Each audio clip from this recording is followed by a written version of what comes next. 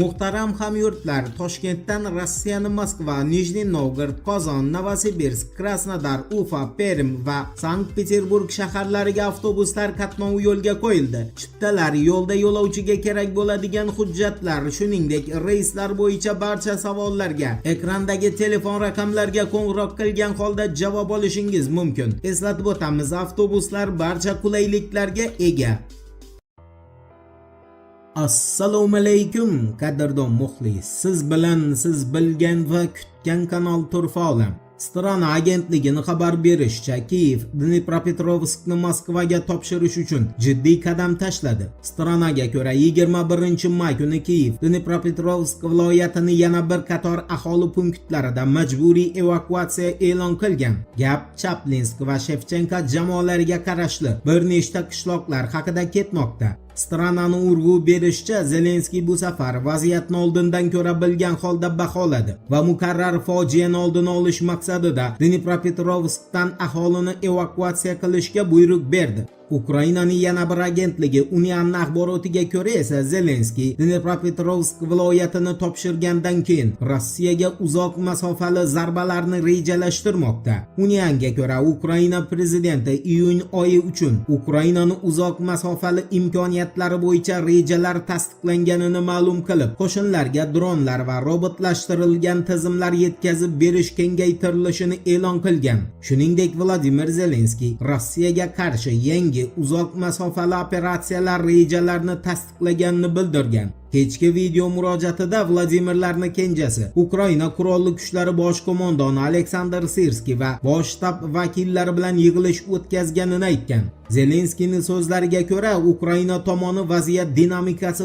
Ukraina foydasiga o'zgarayotganini qayd etmoqda. Ayniqsa Rossiyaga qarshi uzoq masofali hujumlarning ta'siri juda katta. Bu shuningdek, iyun oyi uchun Ukrainaning uzoq masofali imkoniyatlari bo'yicha rejalarni tasdiqlaganini ham ma'lum qilgan. Bundan tashqari yig'ilishda Pokrovsk, Konstantinovka, Kharkov va Zaporojye yo'nalishidagi vaziyat muhokama qilingan. Vladimir Zelenskiy Kiyev qo'shinlarga uchuvchisiz apparatlar, yer usti robotlashtirilgan majmualar va boshqa jihozlar yetkazib berishni ko'paytirish niyatida ekanini ta'kidlagan. Uning aytishicha, jangovar brigadalarni moliyalashtirish, dronlar va robotlashtirilgan tizimlarni rivojlantirish Ukraina armiyasining asosiy ustuvor yo'nalishlari bo'lib qolmoqda. Ukraina yetakchisi alohida tarzda Kiyevni Vengriya va Gruziya bilan munosabatlariga to'xtalib, har ikki davlat bilan hamkorlikni normallashtirish niyati borligini bildirgan. Yevropa integratsiyasi haqida gapirarkan Zelenskiy, Ukraina Yevropa ittifoqi institutlari bilan ishlashni davom ettirayotganini va urush vaqtida ham Yevropa ittifoqini bir qismi bo'lishga munosib ekanini ta'kidlagan.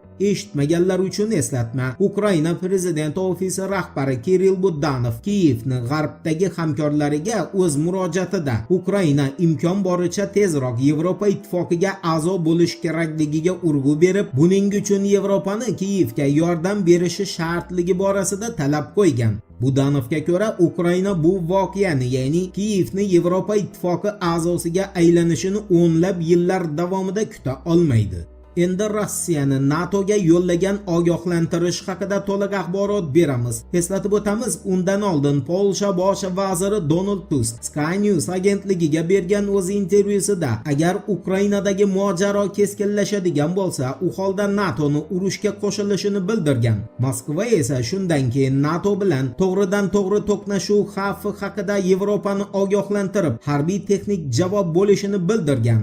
Endi fakt. Rossiya tashqi ishlar vazirining o'rinbosari Sergey Rybkov TASS agentligiga bergan intervyusida Yevropada Rossiya bilan yuqori intensivlikdagi urush xavfi yaqinlashayotgani haqidagi eskalatsion ritorika kuchayib borayotganini aytgan. Rybkovga ko'ra, bunday keskinlik sun'iy ravishda kuchaytirilmoqda. Bu esa ehtimoliy halokatli oqibatlarga olib kelishi mumkin. Rybkov shuningdek, Finlandiyani yadroviy qurol olib kirishga ruxsat berish rejalari Fransiya va Polsha Boltiq dengizi ustida Rossiya hududlariga yadroviy zarba berish ssenariylari ishlab chiqiladigan mashg'ulotlar o'tkazish rejalariga ham izoh bergan. Uni so'zlariga ko'ra, Moskva bu kabi qadamlarga nisbatan juda aniq va ikki ma'noli bo'lmagan tarzda keskin salbiy munosabatini bildirgan. Ribkovning aytishicha, Moskva yangi yaratilayotgan har qanday tahdidlarga harbiy texnik yo'l bilan javob qaytarish niyatida va bu haqda NATO poytaxtlaridagi qiziqqon boshlarni sovutish maqsadida G'arb davlatlarini muntazam ravishda ogohlantirib kelmoqda.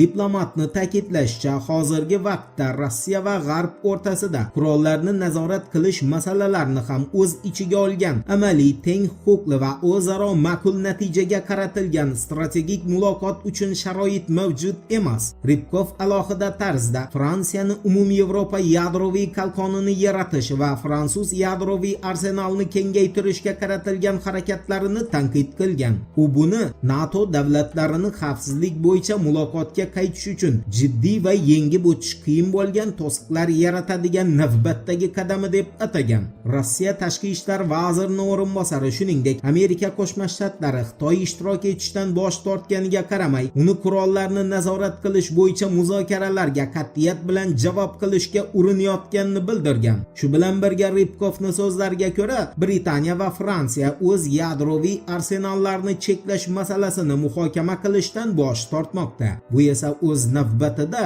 Yevropani yadro urushiga tayyorgarlik ko'rayotganidan daraklik beradi. Voqealar rivojini birgalikda kuzatamiz. Turfovlan bilan qoling. Siz kutgan kerakli ma'lumotlar hali oldinda.